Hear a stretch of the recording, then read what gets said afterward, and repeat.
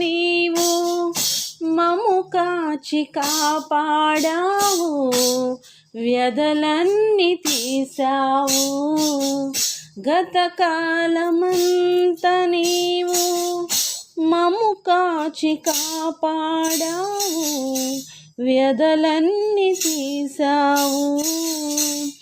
గతిలేని మాపై నీవు మితిలేని ప్రేమ చూపి, గతిలేని మాపై నీవు మితిలేని ప్రేమ చూపి, శత సంఖ్యగా మమ్ము దీవించావు.